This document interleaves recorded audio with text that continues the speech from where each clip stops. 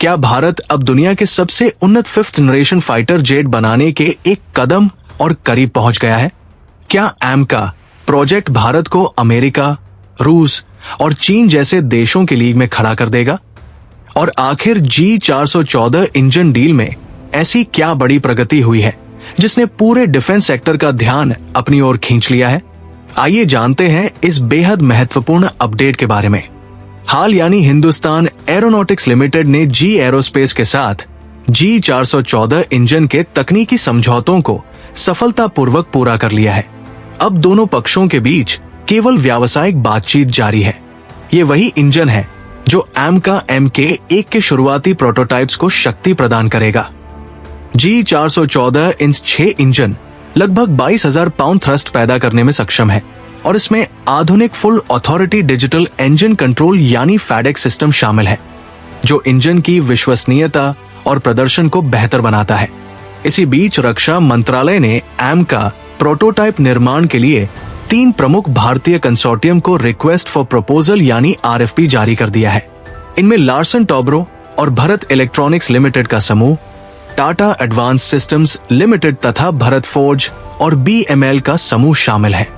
जो भी कंसोर्टियम चुना जाएगा वो एरोनॉटिकल डेवलपमेंट एजेंसी यानी अदा के साथ मिलकर 5 उड़ान योग्य प्रोटोटाइप और एक स्ट्रक्चरल टेस्ट मॉडल का निर्माण करेगा। इन सभी प्रोटोटाइप्स का निर्माण और परीक्षण आंध्र प्रदेश में बनाए जा रहे नए एरोस्पेस हब में होगा।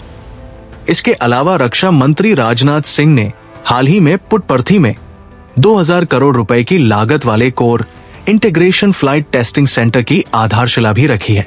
अब बात करते हैं एमका की क्षमताओं की। एमका भारत का पहला स्वदेशी stealth 5th generation multirole fighter jet होगा। इसमें स्टील्थ डिजाइन, इंटरनल वेपन बे, अत्याधुनिक एसा radar, sensor fusion, artificial intelligence आधारित सिस्टम, इलेक्ट्रॉनिक वॉरफेयर क्षमताएं और लॉयल विंगमैन ड्रोन के साथ ऑपरेट करने की क्षमता होगी। ये विमान लंबी दूरी के सटीक हमले, एयर सुपीरियोरिटी मिशन और सुपर क्रूज जैसी क्षमताओं से लैस होगा, जिससे भारतीय वायुसेना की ताकत कई गुना बढ़ जाएगी। सरकार ने एमका के प्रोटोटाइप विकास चरण के लिए लगभग 15,000 करोड़ रुपए का बजट निर्धारित किया है। पहला प्रोटोटाइप 2032 तक उड़ान भर सकता है, जबकि भारतीय वायुसेना भविष्य में लगभग 120 एमका विमानों का ऑर्डर दे सकती है। अगर सब कुछ योजना के अनुसार आगे बढ़ता है तो 2035 के आसपास एमका की डिलीवरी शुरू हो सकती है।